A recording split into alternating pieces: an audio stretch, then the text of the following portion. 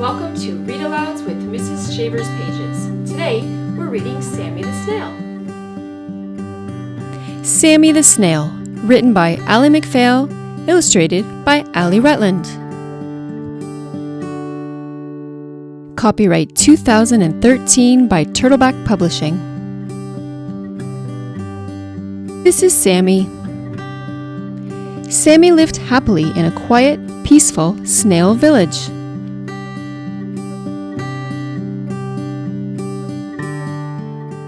But the quiet did not last. A huge storm hit the village. Many buildings were damaged and many snails were lost.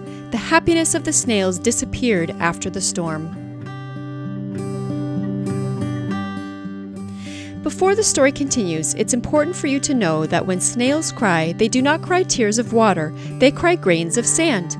It had been many months since the storm. Sammy was still sad and cried grains of sand every day. Sammy began hiding the sand in his shell so that no one would notice how much he was crying. The sand in his shell made his skin sore, but Sammy kept hiding it. He did not know what else to do. Eventually, the damage from the storm was repaired and the snails returned to their daily routine.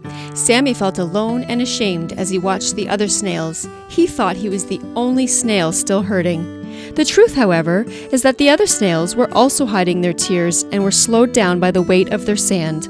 Not being able to handle anything new or different, the snails adopted a new, slow way of life. One day, a snail from a faraway village came to town. Her name was Sophia. She opened an art gallery displaying sculptures that reflected light in curious ways and were unlike anything the village snails had ever seen before. Sammy passed by the gallery each day on his way to work. Though he was curious about the sculptures, Sammy never went inside. On one particular day, as Sammy passed the gallery, he was distracted by the light from the sculptures and bumped into Sophia, knocking both snails out of their shells. Quite embarrassed, they scrambled back into their shells, but not before Sammy noticed Sophia's scarred side. Her scars were long and deep like his. "Sorry," mumbled Sammy, trying not to stare. He turned and hurried back home. All evening, Sammy could not stop thinking about Sophia's scars and how they very much resembled his own.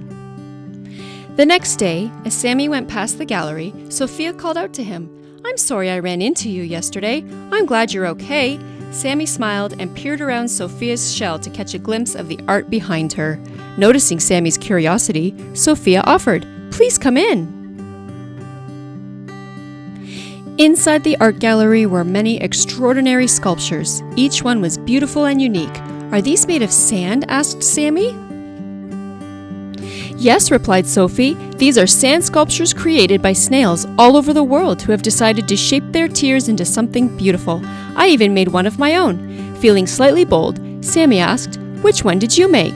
Sophia motioned to one of the larger sculptures. "This is one of my stories. It took a long time to make, and sometimes, just when I think it's complete, I feel the need to add more sand." "Did all that sand come from you?" Sammy asked. Sophia nodded. "Yes, it did. I cried a lot of sand with my story. I used to hide it in my shell, but it rubbed my skin and left me with terrible scars. Over time, I found a new place to keep my sand so it no longer hurt me. I used to be embarrassed by it, but now I honor it by sharing my story." Sammy lingered in the gallery, admiring the sculptures. As Sammy made his way home, he was more aware of the weight in his shell than ever before. He climbed up to his bedroom, shut the door, and wiggled out of his shell. He saw his scarred body in the mirror, but rather than look away, Sammy stared at the sand he had hidden for so long. He was determined to not let it hurt him anymore.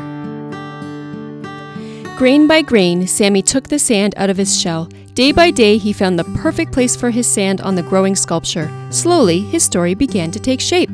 Sammy moved his sand from the darkness of his shell to a place that reflected light. Some days, Sammy felt pain as he looked at his sculpture. Other days, he felt relief. Mostly, Sammy felt happier and freer to move. The day came when Sammy knew it was time to share his sand with someone. He invited Sophia to see it. She marveled at Sammy's story, which had been shaped into a beautiful sculpture. Sammy donated his sculpture to the art gallery, where its light reflected back into the village. As the years went by, the gallery became much more accepted, and eventually it became common for snails to drop in and look at the sculptures. And wouldn't you know, the most admired sculpture was the one named "For My Village" by Sammy the Snail. The end.